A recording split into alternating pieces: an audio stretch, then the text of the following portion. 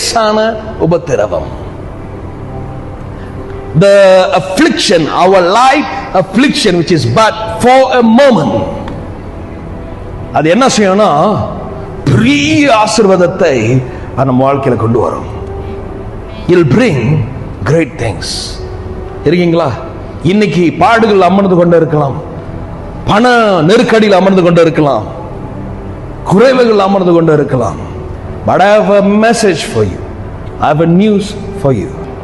ஆதி சீக்கிரத்தில் நீங்கிவிடும் லேசான உபத்திரவம். அதுதான் அதோட கேட்டகரி.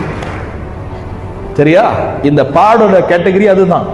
அது சீக்கிரத்தில் நீங்கிவிடும் லேசான உபத்திரவம்.